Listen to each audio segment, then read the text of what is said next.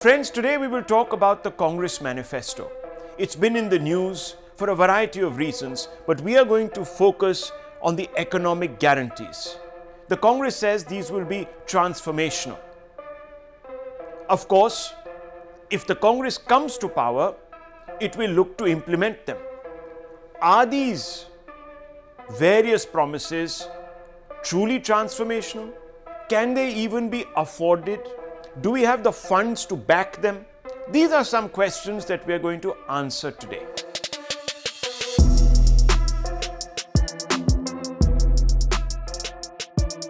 Viewers, the Congress party's proclaimed mentors, Messrs. Sam Pitroda and Kaushik Basu, know more than they are letting on. Their flurry of financially retrograde statements advocating for bolshewokeist taxes are not mere musings. These statements, made around the time the Congress released its 2024 vision statement, betray real compulsions that originate from the grand old party's manifesto.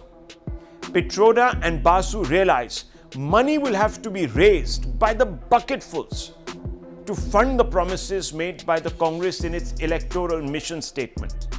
Let's take the Mahalakshmi scheme promised by the Congress. This scheme offers to provide rupees 1 lakh per year to every poor Indian family as an unconditional cash transfer. The amount will be directly transferred to the bank account of the oldest woman of the poorest households. This is a Sisyphean undertaking. Tellingly, the manifesto doesn't reveal the exact number of poor families the Congress seeks to reach under its Mahalakshmi welfare scheme. Is this because the Congress doesn't want anyone to estimate how much such a megalithic scheme will cost? Unfortunately, in India, data has become weaponized. It is a subset of politics. Poverty estimates vary wildly.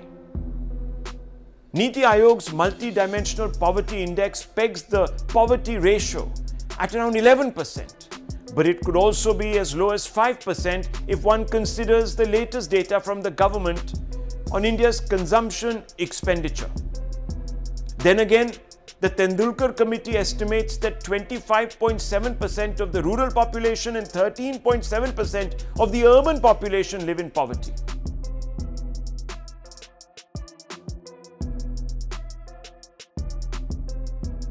But despite these shifting poverty baselines, it is yet possible to estimate how much the Mahalakshmi scheme will cost. Essentially, the scheme is an upgraded version of the Nyuntam Aay Yojana or Nyay scheme that the Congress had vowed to implement in 2019 if voted to power.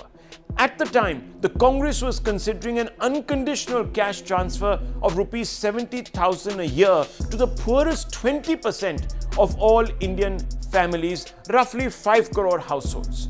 So if the Congress party decides to dole out rupees 1 lakh per year to the eldest woman member of every household in the bottom 20% of the Indian population, then implementing the Mahalakshmi scheme will cost taxpayers rupees 6 lakh crore per annum. To give you an idea, this massive recurring yearly expense is more than India's current total expenditure on PDS and farm subsidies taken together.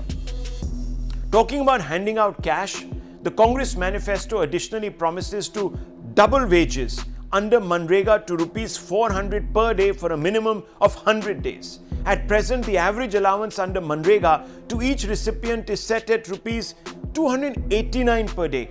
Doubling the payout will push up the total budgetary allocation for Manrega to about 1.80 lakh crores. An allocation of rupees 1.80 lakh crores at around 1% of GDP is almost double of India's annual health expenditure for 2025.